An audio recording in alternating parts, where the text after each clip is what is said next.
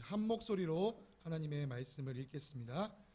이 모든 일이 일어난 것은 주님께서 예언자를 시켜서 이르시기를 보아라, 동정녀가 잉태하여 아들을 낳을 것이니 그의 이름을 임마누엘이라고 할 것이다 하신 말씀을 이루려고 하신 것이다. 임마누엘은 번역하면 하나님이 우리와 함께 계시다는 뜻이다. 아멘. 네, 자리에 앉으시겠습니다.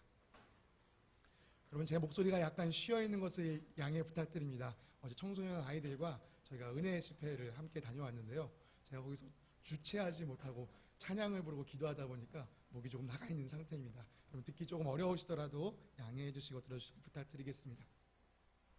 여러분, 식사하셨습니까? 네. 제가 이렇게 인사드릴 때 저를 이렇게 방긋 쳐다보시는 분도 계시고요, 살짝 눈을 피하시는 분도 계시는 것 같긴 한데요, 여러분 식사 열심히 하신 것으로 제가 받아들이도록 하겠습니다. 여러분, 이 질문이요, 여러분들께 부담감으로 긴장이 오는 질문이 아니라 그럼요, 제가 맛있게 먹었습니다, 이렇게 소망이 되는 질문이 되길 바랍니다. 여러분, 새로운 묵상법으로 저희가 말씀을 대하고 있는데요, 많은 것이 낯설 줄로 생각이 됩니다. 우리가 지금까지는 열심히 달려왔는데 이제는 천천히 걸어가자 이렇게 하니까요, 많은 부분이 조금 낯설게 느껴지실 겁니다. 어떤 분들에게는 이게 다소 너무 느린 거 아닌가 이런 느낌이 드실 수도 있고, 그래서 좀 지루하다 혹은 처진다 이런 느낌을 받으실 수도 있을 것 같은데요, 여러분, 제가 이 지루함과 이 처지는 느낌 없앨 수 있는 팁을 몇 가지 좀 드리고 오늘 설교를 시작하고자 합니다. 여러분, 첫 번째, 성경을 읽으실 때요, 소리내어 읽으십시오. 집에서 여러분 묵상하실 때요, 먼저 소리내어 읽으시는 것을 추천드립니다. 제 경험상이요, 그냥 눈으로만 읽고 있으면요, 어느새 제 마음속에 딴 생각이 들어옵니다.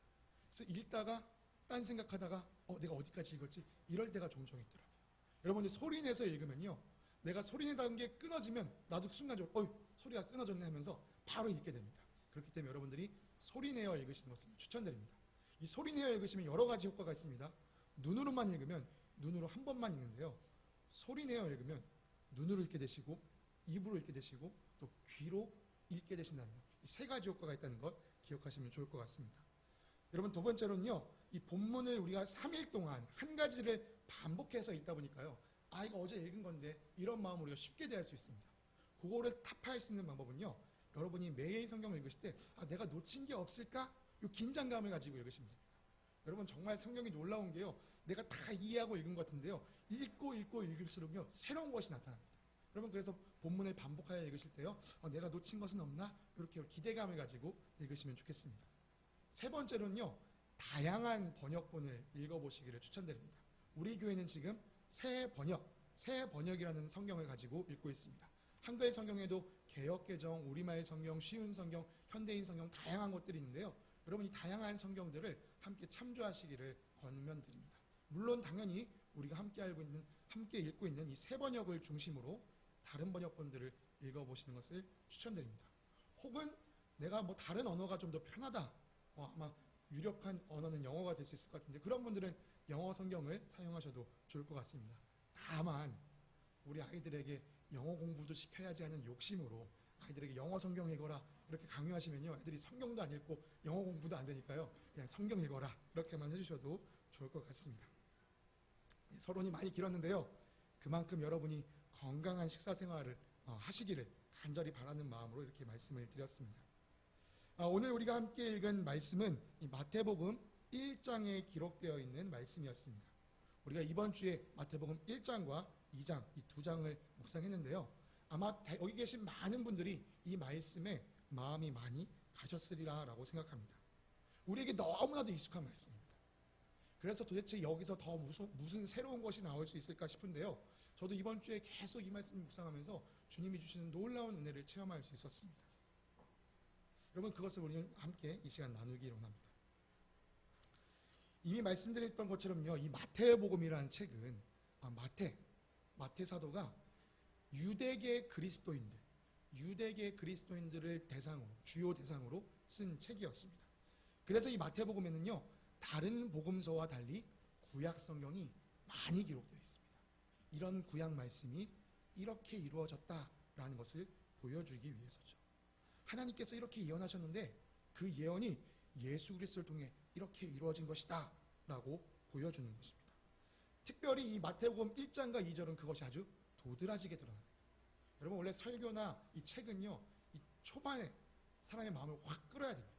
그래야지만 사람이 끝까지 듣고 집중할 수 있기 때문이죠. 그것처럼 이 마태도요, 이 초반에 하나님의 말씀, 구약 말씀을 확 쏟아내면서 이것 봐라, 예수님 통해서 이렇게 이루어졌지 라고 강조하면서 독자로 하여금 그걸 계속 읽고 싶게끔 만들어줍니다. 다시 한번 제가 마태복음 1장 22절과 23절의 말씀을 여러분들께 읽어드리겠습니다. 이 모든 일이 일어난 것은 주님께서 예언자를 시켜서 이르시기를 보아라, 동정녀가 잉태하여 아들을 낳을 것이니 그의 이름을 임마누엘이라고 할 것이다 하신 말씀을 이루려고 하신 것이다.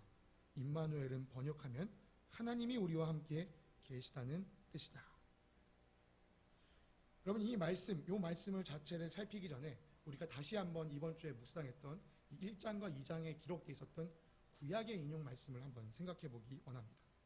지금 우리가 살핀 이 1장 23절이 첫 번째 인용 구절이었습니다. 그리고 두 번째 인용은요, 2장 5절에서 6절에 등장합니다. 바로 동방박사가 헤롯 왕을 처음 찾아갔을 때죠. 우리가 계속 살피고 싶은 것은요, 마지막 이 1장 23절에 있었던 것처럼 뭐뭐 하신 말씀을 이루려고 하신 것이다, 이런 표현이 계속 등장한다는 걸 우리가 찾아보고 싶습니다.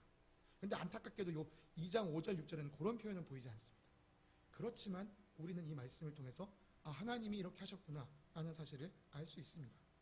계속해서 등장하는 이 세 번째 인용은 2장 15절에 등장하는데요, 거기에 보면 이렇게 기록되어 있습니다.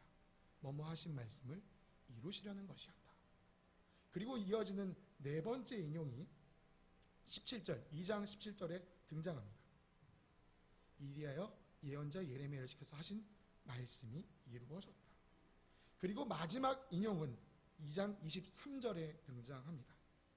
나사렛이라는 동네 가서 살았다. 이리하여 예언자들을 시켜서 말씀하신 바 그는 나사렛 사람이라고 불릴 것이다 하신 말씀이 이루어졌다. 여러분 이 표현이 계속 반복되고 있습니다. 마태가 강조하고 싶었던 게 무엇이었을까요? 하나님은 말씀하셨고 그 말씀을 이루셨다. 하나님은 말씀하시면 반드시 이루신다. 보아라, 그게 예수를 통해 이루어지지 않았느냐. 네, 마태는 계속해서 이것을 강조하고 싶었습니다. 말씀하시면 이루어진다. 여러분 우리가 삶을 살아보면 어떻습니까? 우리 주변에 정말 말한 대로 다 지키고 사는 사람이 있습니까? 그런 사람이 없습니다. 여러분 그래서 우리가 뭐라고 합니까? 세상에 믿을 놈 하나 없네, 이런 얘기를 하는 거예요. 말을 해서 다 지키는 사람이 아무도 없기 때문이죠. 그런데 여러분 그 믿을 놈 하나 없는 거에 나 자신도 속해 있습니다. 내가 뭐 해야겠다라고 말해놓고 지키지 못하고 사는 게 다반사입니다. 제 부끄러운 얘기를 하자면요, 저희 이웃집인 제가 5층에 헬스장을 끊었습니다. 제가 마음속으로는 다짐했습니다. 내가 주 4일은 가서 운동해야지. 부끄럽지만요, 지난주에 2번밖에 안 갔습니다. 여러분 이렇게 자기의 다짐, 자기의 약속조차도 못 지키고 사는 게 우리의 인간, 우리의 모습입니다. 그런데요, 이 마태복음 1장과 2장에 나타난 하나님의 모습은 다릅니다. 하나님은 말씀하셨고 그 말씀대로 이루어 내셨습니다. 그래서 우리는 하나님을 믿을 만한 분이다 라고 이야기할 수 있습니다. 네, 우리는 그래서 하나님을 신실하신 하나님이다 라고 이야기합니다. 여러분 영어로 신실하다라는 말은 faithful, 제가 여기서 이런 영어 발음하는 게 참 부끄러운데 혹시 은택이 형제 한 번만 이 단어 한 번만 말씀해 주시겠어요? 네, 이런 단어, 이 단어입니다. 여러분 신실하시다는 건 바로 이 단어입니다. 믿음이 만땅, 믿음이 충만. 네, 우리 하나님은요 온전히 믿을 수 있는 분이십니다. 자신의 말을 반드시 지키시고 이루시는 하나님, 우리는 그분을 온전히 믿을 수 있습니다. 그런데 이 마태복음에 하나님께서 말씀을 이루어 가시는 장면을 우리가 조금 더 깊이 자세하게 살펴보고자 합니다. 여러분 지난주에 마태복음 묵상하시면서 조금 마음이 불편하거나 깨림칙한 부분 있지 않으셨나요? 저는 있었습니다. 마태복음 2장을 읽으면서 헤롯이 베들레헴과 그 주변 지역의 아이들을 죽이는 그 장면을 보면서요, 좀 마음 답답했습니다. 근데 여러분 한번 잘 생각해 보십시오. 그 이야기가 정말 거기에 꼭 필요했을까요? 그 이야기를 도려낸다고 해도요, 예수님의 탄생을 기뻐하는 이야기만으로도 충분할 것 같은데, 예수님의 탄생을 기뻐하고 축하하는 그 이야기 뒤에 있는 그 피비린내가 진동하는 이야기를 마태는 기록해 두었습니다. 저는 그 이야기를 보면서 참 마음이 어려웠습니다. 왜 굳이 이런 이야기를 써야 됐을까? 그리고 마태는 이야기했습니다. 이것이 말씀이 이루어진 것이라. 그래서 저는 이 부분에 가만히 머물렀습니다. 왜 하나님은 이러셨을까? 여러분, 우리가 다시 한번 아까 우리 이 뭐뭐 하신 말씀이 이루어졌다, 이루신 것이다, 이렇게 기록되어 있던 것, 약간의 디테일한 차이가 있는 부분을요, 우리가 다시 한번 주목하여 이렇게 모아서 한번 살펴보도록 하겠습니다. 여러분, 1장 23절에는 이렇게 기록되어 있습니다. 하신 말씀을 이루려고 하신 것이다. 그리고 2장 15절은 이렇게 기록되어 있습니다. 하신 말씀을 이루려고 하신 것이었다. 그리고 2장 17절에는 하신 말씀이 이루어졌다. 그리고 2장 23절에도 하신 말씀이 이루어졌다. 이렇게 기록했습니다. 비슷한 내용인 것 같은데 보니까 지금 두 개로 좀 나눠지는 게 보이시나요? 위에 두 개와 아래 두 개가 좀 차이가 있어 보입니다. 그런데 여러분, 개역개정, 옛날에 우리가 사용했던 개역개정 성경을 보면요, 2장 23절도 이런 식으로 되어 있지 않습니다. 거기에는요, 하심을 이루려 함이더라. 네, 거기에도 동일하게 하신 말씀을 이루려고 하신 것이다, 이렇게 표현되어 있습니다. 제가 헬라어 원문을 찾아봐도 여기 23절에 기록되어 있는 동사는요, 15절이나 23절에 있는 것과 동일한 형태입니다. 오직 이 17절만 다르게 기록되어 있는 것이죠. 여러분, 이제 좀 여기서 뉘앙스가 좀 필요합니다. 이 뉘앙스를 잘 읽어보십시오. 하신 말씀을 이루려고 하신 것이다. 여기에는요, 하나님의 적극적인 의지가 드러납니다. 내가 그 일을, 내가 한 그 말을 내가 반드시 이루어내겠어. 그것에 비해서 하신 말씀이 이루어졌다라는 표현은요, 하나님이 직접적으로 적극적으로 일하시는 모습은 드러나지는 않습니다. 말씀하셨기 때문에 그대로 두셨다, 이렇게 보이는 것이죠. 여러분, 2장 17절은 어떤 예언이 있었나요? 예레미야를 통해 하신 예언, 바로 헤롯이 아이들을 학살했던 그 일을 예언한 예언이 기록되어 있습니다. 여러분, 하나님께서 신실하시다라고 하는 이야기는 하나님께서 우리가 듣기 좋아하는, 우리가 받기 원하는 복의 약속만을 이루시는 하나님이다라는 것을 의미하지 않습니다. 하나님은 말씀하신 그 모든 바를 이루시는 하나님이라는 뜻을 가지고 있습니다. 우리가 보기에는 이 가슴 아픈 일이 왜 일어나야 되는지, 왜 이런 일은 없으면 안 되는 건지 이해할 수는 없지만, 하나님은 말씀하셨고 말씀하신 바를 그대로 이루어 주셨습니다. 여러분, 그래서 우리는요, 그리심산과 에발산을 기억해야 합니다. 신명기에서 모세가 이렇게 이야기했습니다. 보십시오, 내가 오늘 당신들 앞에 복과 저주를 내놓습니다. 오늘 내가 당신들에게 명하는 주 당신들의 하나님의 명령을 귀담아 듣는 사람은 복을 받을 것이며, 주 당신들의 하나님의 명령을 귀담아 듣지 않고 오늘 내가 당신들에게 명한 그 길을 떠나 당신들이 알지 못하는 다른 신들을 따르는 사람은 저주를 받을 것입니다. 주 당신들의 하나님이 당신들이 들어가서 차지할 땅으로 당신들을 인도하여 들이실 때 당신들은 그리심산에서 축복을 선포하고 에발산에서 저주를 선포하십시오. 네, 우리에게 축복만 있으면 좋겠지만 하나님의 말씀을 따르지 않는 저주가 임할 것이라는 경고의 말씀이 있기 때문에 우리가 그 말씀을 따르지 않을 때는 이 경고의 말씀이 우리에게 임할 수 있습니다. 그것이 신실하신 하나님의 모습입니다. 이 두 가지 중에 하나는 우리에게 반드시 일어납니다. 이스라엘의 역사를 생각해 보십시오. 그들은 고집스럽게 이 저주의 길을 걸어갔습니다. 하나님께서 이스라엘 백성에게 돌아와라, 돌아와라, 돌아와라 계속해서 말씀하셨지만 그들은 끝까지 그 길을 걸어갔고 결국 저주를 받았습니다. 우리의 믿음의 선택에는 하나님의 말씀, 이 둘 중에 하나 반드시 임하게 되어 있습니다. 그런 관점에서 오늘 우리에게 손에 주어진 이 요한계시록의 말씀을 생각해 봅니다. 여러분, 요한계시록 말씀을 묵상하시다 보면요, 참 무시무시한 이야기들이 많이 있습니다. 이런 일은 제발 안 일어났으면 좋겠는데 싶은 이야기들이 기록되어 있는 것들이 있습니다. 그런데 여러분, 그런 일들이 일어날까요? 안 일어날까요? 일어납니다. 하나님이 말씀하셨기 때문에 우리가 원치 않아도 일어납니다. 그렇다고 해서 우리가 그 말씀을 보면서 벌벌 두려워 떨 필요는 없습니다. 왜 그렇죠? 요한계시록에는 그런 무서운 이야기가 있지만요, 우리에게 향하신 하나님의 말씀은 14만 4천 명, 즉 정말 그 수많은 사람들과 수많은 무리들 속에 우리가 속하여서 하나님 앞에 설 것이라는 소망의 말씀도 들어있기 때문입니다.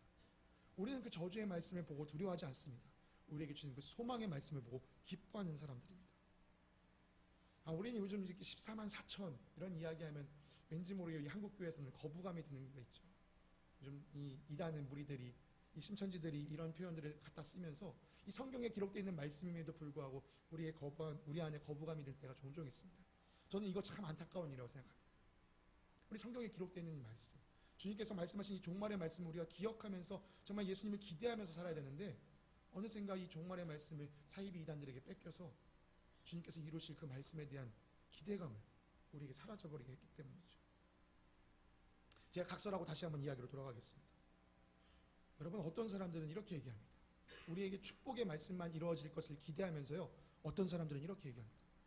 여보시오, 성경에 보니까 하나님은 모든 사람이 구원에 이르기를 원하신다고 하는데, 그런 하나님께서, 그런 사랑의 하나님께서 정말 심판을 하시고 지옥으로 사람들을 보내실까요? 그럴 리가 없습니다. 여러분, 이게 제가 하는 소리가 아니고요, 실제로 어떤 사람들은 이렇게 주장합니다. 신학을 열심히 공부한다는 신학자들 중에서도 이렇게 얘기하는 사람들이 있습니다. 사랑의 하나님이 지옥을 만드셨을 리가 없어. 여러분, 이 이야기 듣기엔 정말 좋습니다. 그래, 차라리 심판이 없고 지옥이 없다라고 이야기하는 게 우리 마음을 편하게 할지 모릅니다.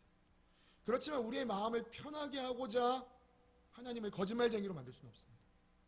하나님 분명 말씀하셨습니다. 믿지 않는 자에게 영원한 형벌이 있다. 하나님 말씀하셨기 때문에 이 또한 반드시 이루어집니다. 그런데 여러분, 하나님 함부로 이렇게 우리를 벌하시고 심판하시는 분 아십니다. 우리가 아까 말씀드렸던 것처럼요, 이스라엘 백성에게 어떻게 하셨나요? 돌아오라, 돌아오라, 돌아오라, 돌아오라. 정말 귀에 딱지가 않도록 하나님은 반복해서 말씀해 주셨습니다. 그렇지만 그 경고를 끝까지 무시했을 때 하나님의 때에 그들이 벌을 받게 되는 것이죠. 하나님은 이렇게요, 우리에게 끝까지 얘기하시고 기다리고 참으시는 분이십니다. 그러나 우리가 하나님의 때가 있음을 반드시 기억해야 합니다. 하나님의 말씀이 이루어지는 때가 있습니다. 이제 오늘 본문으로 조금 더 다시 한번 들어가 보기 원합니다. 오늘 본문에 인용된 구약 말씀, 즉 이 임마누엘, 이 임마누엘의 예언이 여러분 누구를 통해 주어진 것인지 혹시 기억하시나요? 우리가 지난 비움과 체험을 통해 이사야서에서 우리가 이 말씀을 확인했었습니다. 이 이사야, 이 하나님의 말씀, 하나님을 붙잡지 않고 하나님을 의지하지 않았던 악한 왕 아하스에게 이사야가 가서 하나님의 마음을 선포한 것입니다. 이사야서 7장 14절에 이렇게 기록되어 있습니다. 그러므로 주님께서 친히 다윗 왕실에 한 징조를 주실 것입니다. 보십시오, 처녀가 잉태하여 아들을 낳을 것이며 그가 그의 이름을 임마누엘이라고 할 것입니다. 그리고 여러분 아시는 대로 남자를 알지 못하는 동정녀 마리아를 통해서 이 예언이 이루어졌습니다. 여러분, 이사야와 예수님까지의 이 역사적인 시간 차이는요, 약 700년, 한 7세기 정도 차이가 납니다. 하나님은 그 오랜 시간을 기다리셔서 자신의 약속을 이루셨습니다. 그런데 이렇게 오랜 시간 걸려서 약속을 이루신 것보다 우리에게 더 놀라운 것은요, 이 약속을 이루신 방법이죠. 여기 무엇이라고 되어 있습니까? 처녀가, 남자를 알지 못하는 여인이 아이를 뵐 것이다. 여러분, 많은 사람들이 여기서 막힙니다. 이 말씀을 보면요, 탁 하고 멈춰섭니다. 무슨 처녀가 임신을 해. 말이 되는 이야기를 해야 내가 믿지. 맞습니다. 우리의 상식, 우리의 경험으로는요, 이게 말이 안 됩니다. 우리의 힘으로, 우리의 능력으로는요, 이걸 실현시킬 수가 없습니다. 그래서요, 많은 사람들이 생각하는 겁니다. 내 생각엔 이건 안 되는 일이야. 내 생각에 이건 불가능한 일이니까 이건 하나님도 안 돼. 여러분, 하나님 그런 하나님이십니까? 우리 하나님은 어떤 하나님이십니까? 우리 하나님은 천지를 창조하신 하나님이십니다. 여러분, 우리 하나님은 흙을 빚어 생기를 불어 사람을 만드신 하나님이십니다. 그런 하나님께서 처녀의 몸을 빌려 아이 하나 만드는 것이 어려운 일이었겠습니까? 그러니까요, 이 사실, 처녀가 잉태한다, 이 사실을 믿지 않는 사람은요, 사실을 엄밀히 따지면요, 하나님께서 창조주시다라는 사실을 부인하고 있는 것입니다. 안타깝지만 우리 힘으로도 이걸 설명할 수 없습니다. 우리 지혜로, 우리의 능력으로 이것을 완벽하게 이해시켜 줄 수는 없습니다. 이것이 우리의 한계죠. 여기서 제가 잠깐 또 곁길로 빠졌다 들어오겠습니다. 그래서 여러분, 누군가를 전도하려고 하실 때, 이런 내용들, 어떤 논쟁거리가 있는 내용을 붙잡고 계속해서 이야기를 주고받는 것은요, 크게 의미가 없습니다. 사실 이런 것들을 질문하는 사람은요, 이거 자체를 지금 궁금한 게 아닙니다. 그냥 난 네 얘기 듣기 싫어, 난 믿기 싫어, 그냥 이 마음으로 버티고 있는 거죠. 여러분, 그럼 우리는 어떻게 해야 될까요? 여러분, 전도하실 때는요, 이렇게 누군가 논쟁으로 이야기가 가려면 그건 거기서 너무 힘을 빼시면 안 됩니다. 오히려 여러분이 힘을 내셔야 될 부분은요, 사랑과 헌신으로 섬기시는 것에 여러분이 힘을 내주셔야 돼요. 여러분, 우리가 어떻게 믿게 됐습니까? 우리가 이런 모든 게 다 이해돼서 믿은 겁니까? 아닙니다. 하나님께서 우리의 마음을, 우리의 영혼을 만져주셨기 때문입니다. 하나님께서 누군가의 사랑과 헌신으로 우리의 마음을 만져주셨기 때문에 우리가 하나님을 만나게 됐고 믿게 됐고, 이런 이해되지 않는 것도 받아들이게 된 것입니다. 여러분, 누군가에게 전도하려 하신다면요, 설득하고 설명하려고 하지 마시고요, 섬겨주십시오. 감동되면 믿게 되어 있습니다. 다시 한번 본문으로 좀 돌아가겠습니다. 여러분, 처녀가 잉태하여 아들을 낳은 것이 우리의 주목을 끌지만요, 사실 우리가 정말 주목해야 되는 것은 거기에 있지 않습니다. 여러분, 그 뒤에 기록되어 있는 이 임마누엘, 여기에 우리의 눈이 꽂혀야만 합니다. 처녀가 잉태한 거 정말 신기한 일이죠. 정말 놀라운 일이죠. 그렇지만 이 말씀의 핵심은요, 임마누엘에 있습니다. 하나님께서 처녀가 잉태하는 기적을 보여주신 것은요, 임마누엘이 진짜라는 것을 보여주시기 위한 증거이며 수단이었습니다. 여러분, 제가 여기 보시나요? 너무 작지만 결혼 반지를 끼고 있습니다. 여러분, 이 결혼 반지, 소중한 것입니다. 의미 있는 것입니다. 그런데 이 결혼 반지보다 더 중요한 게 무엇일까요? 제가 결혼했다는 사실입니다. 이 결혼 반지는요, 제가 결혼했다는 것을 증거해주는 증거물에 불과합니다.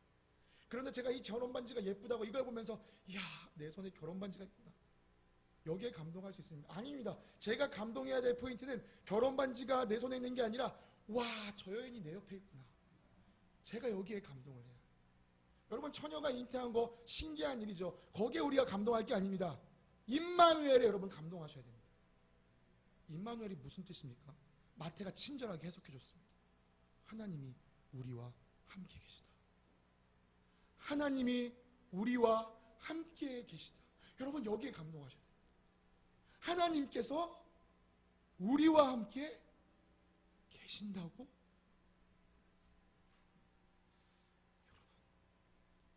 하나님이 우리와 함께 계십니다. 전 여기서 정말 감격의 아멘이 터져 나올 줄 알았는데 괜찮습니다. 여러분, 하나님이 우리와 함께 하십니다. 여러분, 이게 감격이 되셔야 돼요.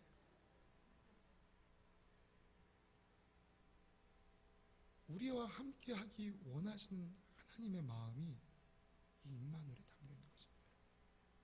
여러분, 앞으로 이 임마누엘을 읽으실 때요, 하나님이 우리와 함께 계시다, 이렇게 딱딱하게 읽으시면 안 됩니다. 여기에 담겨 있는 하나님의 진심을 들으셔야 돼요. 내가 너와 함께 하고 싶다. 내가 너와 함께 하길 원한다. 여러분, 임마누엘은 하나님의 이 음성이 담겨 있습니다. 여러분, 우리와 함께하기 원하시는 하나님의 마음은요, 태초부터 영원까지 단 한 번도 변한 적이 없으십니다. 여러분, 하나님께서 천지 창조하시고 무엇 하셨죠? 안식하셨습니다. 여러분, 하나님이 천지 창조하시니라 피곤하셔서 쉬신 겁니까? 아닙니다. 도리어 우리와 함께 안식하기 위해서 창조하신 겁니다. 우리와 함께하기 위해서 하나님은 창조하십니다. 여러분, 에덴 동산을 떠올려 보십시오. 아담과 하와는 그곳에서 하나님과 아름다운 교제를 나누도록 부름 받았었습니다. 그러나 그들이 죄를 지어서 어쩔 수 없이 그곳에서 쫓겨나게 된 것이죠. 여러분, 하나님은 여전히 그 에덴 동산을 그리워하고 계십니다.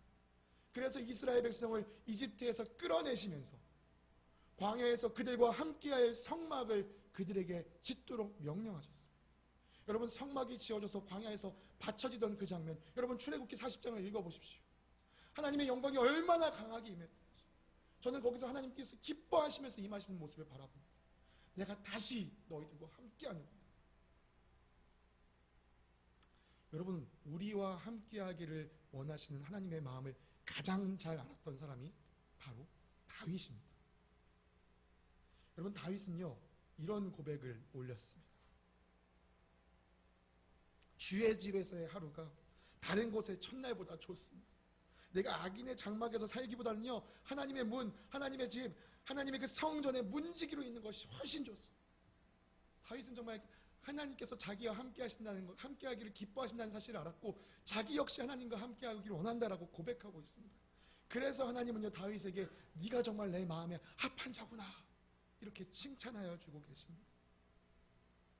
여러분, 그리고요 오늘 우리가 함께 읽은 본문에서처럼 우리와 함께 하기를 간절히 원하신 하나님께서 이제 직접 사람의 몸을 입고 찾아오셨습니다. 그리고 우리에게 임마누엘이라고 말씀해 주셨습니다. 여러분, 임마누엘로 이 땅에 오신 하나님, 이 예수님이요 잠시 잠깐 우리와 함께하기 위해 이 땅에 오신 게 아닙니다. 그 예수님은요 우리와 영원히 함께할 길을 회복하기 위해 이 땅에 오십니다.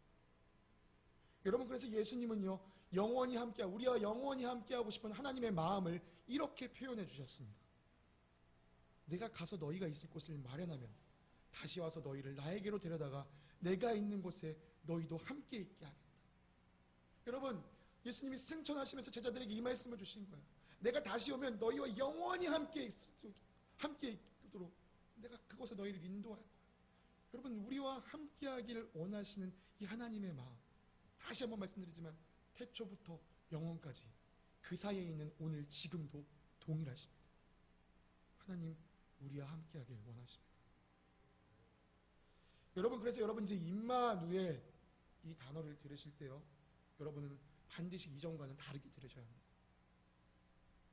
내가 너와 함께하고 싶다. 내가 너와 함께하길 원한다. 여러분, 이 하나님의 음성을 들으셔야 합니다. 여러분께 제가 질문 하나 드리겠습니다. 하나님께서 여러분에게 내가 너와 함께하기 원한다 라는 음성을 들려주셨을 때 여러분이 드려야 할 대답은 무엇이겠습니까? 그럼 한번 편하게 말씀해 주십시오. 이래서 우리 하나님이 답답하신 겁니다. 여러분, 우리에게 로맨스가 좀 필요합니다. 내가 너와 함께하고 싶어 라고 했을 때 상대방에게 원하는 대답은 뭐예요? 네, 저도 역시 김정수 목사님 역시 이 여성의 감성이 뛰어나십니다. 저도 함께하게, 저도 하나님과 함께하고 싶어. 네, 하나님께서 우리에게 기대하신 대답은 이겁니다. 내가 너와 함께하고 싶어 라고 하나님께서 말씀하실 때는요 네 하나님, 저도 하나님과 함께하고 싶어요. 이 대답을 우리에게 기다리고 계신다는 것이죠. 우리와 함께하길 원하시는 하나님, 그 마음으로 여러분 이 성경 말씀 다시 한번 읽어보시기 바랍니다. 레위기 11장 45절 말씀입니다. 나는 너희 하나님이 되려고 너희를 이집트 땅에서 데리고 나온 주다. 내가 거룩하니 너희도 거룩하게 되어야 한다. 내가 거룩하니 너희도 거룩하게 되어야 한다. 저는 이 말씀에서 하나님의 음성을 이렇게 듣습니다. 난 너와 정말 함께하고 싶거든. 그러니까 너는 거룩해져야 돼. 왜냐면 내가 거룩하거든. 거룩하지 못하면 나와 함께할 수 없단다. 너 거룩해져야 돼. 사실 이전에는요 저 이 말씀이 너무나 부담이었습니다. 거룩하여지라고. 그래, 내가 다짐하고 거룩해져 보자. 여러분, 그런 경험 있지 않으십니까? 내가 거룩하게 살아야지, 거룩하게 살아야지, 거룩하게 살아야지 다짐하고 또 다짐하지만 넘어지는 나를 봅니다. 마치 헬스장을 가지 못한 저처럼. 내가 거룩하게 살아야지, 거룩하게 살아야지, 거룩하게 살아야지 100번 1000번 다짐하지만 우리는 넘어집니다. 여러분, 그럴 때 얼마나 답답합니까? 왜 난 이거밖에 안 된다. 내가 정말 하나님 앞에 가까이 갈 수 있을까? 그래서 전 이 말씀이 너무나도 부담스러웠습니다. 내 안에서 스스로 거룩하여질 답을 찾다 보니까 찾지 못한 것이었습니다. 여러분, 우리 안에는 스스로 거룩하여질 수 있는 길이 없습니다. 우리 안에서 그 답을 찾으려고 하면요, 우리는 끝까지 답답해하다가 말 것입니다. 여러분 생각하시는 거룩함이 무엇입니까? 여러분이 생각하시는 거룩하여지는 것이 무엇입니까? 죄 안 짓고 사는 거요? 여러분, 제가 죄를 덜 짓고 사는 비결을 여러분께 알려드릴까요? 오늘 집에 돌아가셔서 이불을 펴시고 그 위에 가만히 누워 계십시오. 아무것도 하지 말고 가만히 누워 계십시오. 네, 그럼 여러분 돌아다니실 때보다 죄를 덜 지을 수 있습니다. 그런데 그게 하나님이 원하시는 거룩일까요? 여러분, 착하게 사는 거, 여러분 그게 거룩입니까? 그럼 도대체 얼마나 착하게 살아야, 얼마나 착한 일을 많이 해야 우린 스스로 거룩하다라고 이야기할 수 있습니까? 여러분, 지난주에 제가 설교 예화를 들었던 것을 다시 한번 좀 여기서 사용하기 원합니다. 제가 지난주에 순종에 대해서 이야기하면서 이 소풍 나갔던 이야기를 잠깐 꺼낸 적이 있었는데요. 여러분, 선생님이 쓰레기 버리지 마 했을 때 쓰레기를 버리지 않고 챙긴 아이만 이 순종한 아이라고 했습니다. 지나가던 아저씨가 쓰레기를 줍는 건 그 아저씨가 착한 일을 했어도 순종과는 거리가 있다고 했죠. 그 아저씨가 아무리 많은 쓰레기를 주워가도요, 선생님과는 관계가 없습니다. 그렇지만 이 아이가 선생님의 말을 듣고 쓰레기를 챙겨가고 주워갔을 때는요, 선생님과의 관계가 돈독해집니다. 여러분, 하나님께서 이 거룩하라는 말씀을 주셨을 때요, 관계를, 우리와 하나님의 관계를 두고 이 말씀을 하셨다는 것을 기억해야 합니다. 거룩의 핵심은 거기에 있습니다. 하나님과의 관계 안에서 우리가 거룩의 답을 찾아야지만 거룩하여질 수 있습니다. 그래서 하나님은 우리에게 이렇게 말씀해 주셨습니다. 모든 것은 하나님의 말씀과 기도로 거룩하여집니다. 네, 여러분, 우리 스스로 거룩하여지는 것이 아니고요, 하나님의 말씀과 기도가 있어야지만 우리는 거룩해질 수 있습니다. 우리가 거룩하여지려면요, 우리 곁에 말씀이 있어야 되고요, 우리 삶에 기도가 있어야 합니다. 이 두 가지가 없으면요, 당연히 우리는 하나님의 음성을 들을 수 없고요, 하나님의 음성을 듣지 못하면요, 우리는 하나님께 순종할 수 없습니다. 하나님께 순종하지 않으면요, 우리는 거룩하여질 수 없고요, 우리가 거룩하여지지 않으면요, 하나님과 함께 할 수 없습니다. 여러분, 하나님과 함께 하고 싶어요라고 고백하신다면 거룩하여지는 삶을 택하십시오. 거룩하여지는 삶을 살기 원하신다면 말씀과 기도로 나아가십시오. 여러분, 지난주에 우리 이미 말씀에 대해서 충분히 살펴보았었습니다. 우리가 말씀 묵상을 새롭게 시작하면서 말씀을 어떻게 대해야 합니다라고 충분히 말씀드렸습니다. 여러분, 쉽지 않으시겠지만 꼭 말씀을 묵상해 주십시오. 그럼 말씀이 가까워져야 합니다. 그래서 제가 오늘은 말씀에 대해서는 더 이야기하지 않으려고 합니다. 제가 오늘 다시 하나 말씀드리고 싶은 기도입니다. 여러분, 기도하고 계십니까? 여러분, 가까워지기를, 하나님과 가까워지기를 소망하신다면 기도하십시오. 기도는 하나님과 우리 사이에 이루어지는 대화입니다. 우리는 기도를 통해 우리의 마음을 하나님께 털어놓습니다. 하나님은 기도하는 사람에게 응답하여 주십니다. 이게 제 말이 아닙니다. 성경이 그렇게 얘기합니다. 이렇게 여러분들과 이 오늘 설교를 통해 기도를 이야기하면서요, 저는 오묘한 하나님의 손길을 느낍니다. 제가 정말 이 양심의 손을 얹고 제 마음의 손을 얹고 여러분들께 말씀드리고 싶은 한 가지는요, 지난주 설교는 제가 정말 의도적으로 주제를 이 말씀이라는 주제를 가지고 여러분들과 나눴습니다. 왜요? 우리가 말씀 묵상해야 되니까. 그렇지만 제가 오늘 기도에 대해서 말씀드리는 건요, 정말 이 중보기도를 생각하지 않고 말씀을 준비했던 겁니다. 그런데 정말 아이러니하게도, 정말 공교롭게도 오늘부터 우리가 새로운 중보기도 사역을 시작하게 되었습니다. 여러분, 이거 하나님 부르심입니다. 여러분, 기도하라고 하나님 지금 부르시고 계신 거예요. 여러분, 오늘부터 15기 중보, 내일부터 이제 새로운 중보기도 사역이 시작됩니다. 여러분 기도할 수 있는 자리에 나오지 않으시겠습니까? 하나님과 가까워지는 그 자리로 나아가지 않으시겠습니까? 오늘 아까 우리가 이미 이 교회 소식을 나누면서 발대식을 가졌는데요. 오늘까지 여러분 신청할 수 있습니다. 오늘이 마감입니다. 여러분 이렇게 홈쇼핑하면 빨리빨리 누르시죠. 네, 오늘이 마감입니다. 오늘까지 꼭 신청하시기 바랍니다. 여러분 그렇게 함께 기도하시는 거요. 교회의 유익이 있고요. 또 세상의 유익을 끼칠 수 있고요. 더 나아가 여러분의 영혼의 유익이 있다는 사실을 기억하시기 바랍니다. 내가 너와 함께하기 원한다. 이 음성이 여러분 기도의 자리로 나아가서 네 주님 저도 함께하기 원합니다. 이렇게 대답하시는 여러분이 되시기를 바랍니다. 다시 한번 여러분께 묻겠습니다. 여러분 임마누엘 이 단어를 보시면 이제 무슨 말씀이 여러분에게 들려야 된다고요? 네, 내가 너와 함께하기 원한다. 이 음성이 들리셔야 됩니다. 이제. 그리고요 이 음성까지를 듣기 원합니다. 여러분 하나님에게 정말 민감한 사람은요 이 음성도 들을 수 있습니다. 내가 너와 함께하기 원한다 라고 말씀하신 하나님께서요 자세히 들어보면 이렇게도 말씀하십니다. 내가 너희와 함께하기 원한다. 여러분 하나님은 우리 각자 개인과 관계를 맺으시는 하나님이십니다. 그런데 우리 각 사람과만 관계를 맺으시는 게 아니고요 우리 옆에 있는 모든 사람들과 함께 관계를 맺기 원하시는 하나님이십니다. 여러분 우리가 이 마음을 알기 때문에 우리의 교회의 사명을 영혼을 구원하여 제자 삼는 교회로 삼은 것 아니겠습니까?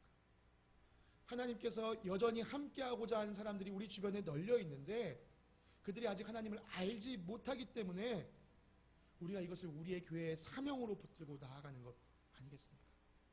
제가 SNS를 거의 하지 않습니다.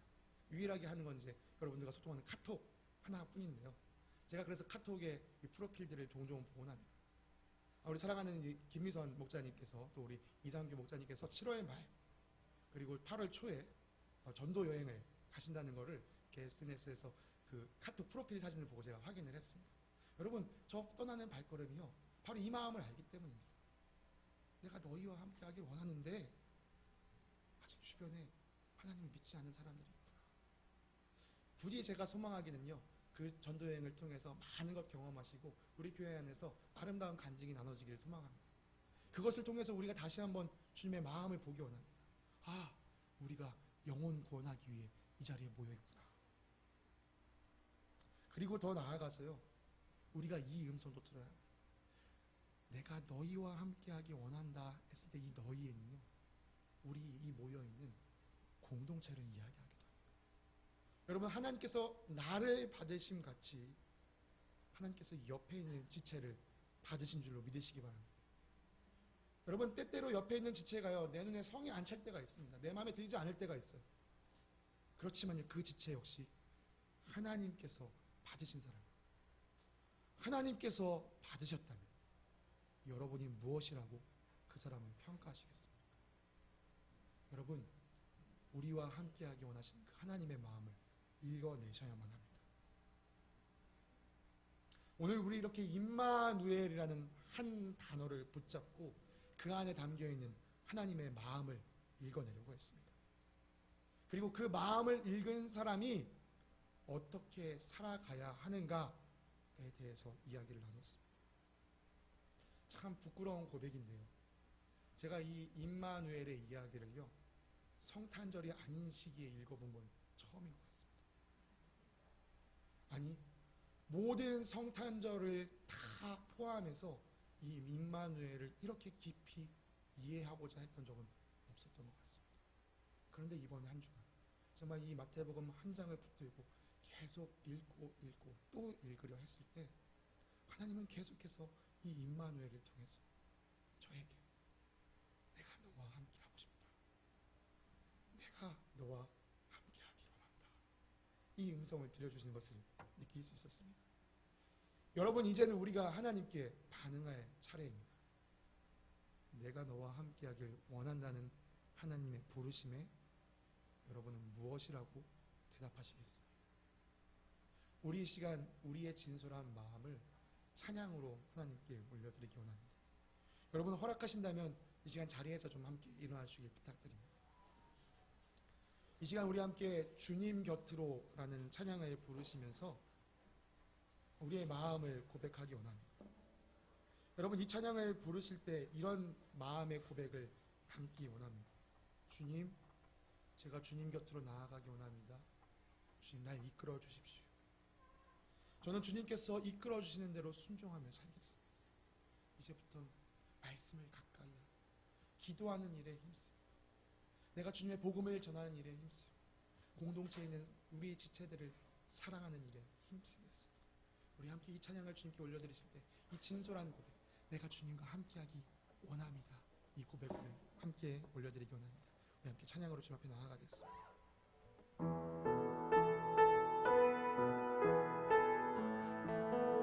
주님 곁으로, 주님 곁으로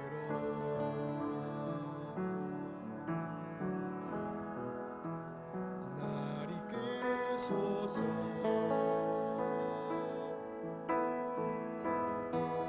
내 모든 것 다 드리고 주님 섬기기 원하네.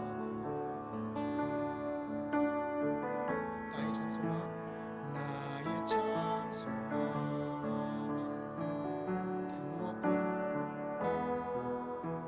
그 무엇과도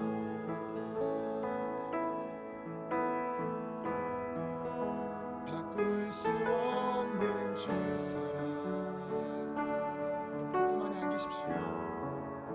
그 품 안에 난 주님 여러분을 부르십니다. 주님의 길로 인도하소서. 우리 가슴에 손을 얹고 찬양할까요?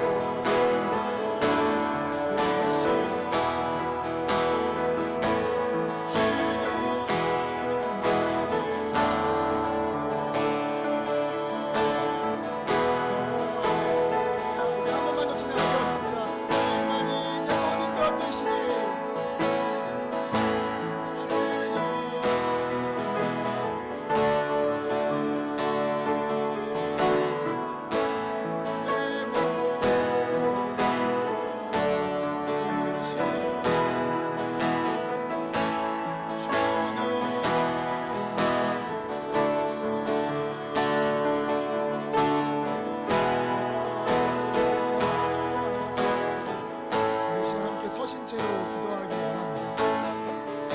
무엇이 말씀을 들으시면서 내가 오늘 예수님을 믿겠노라고 다짐하시는 분 계시다면 이 시간 헌신대 앞으로 나오시기 부탁드립니다.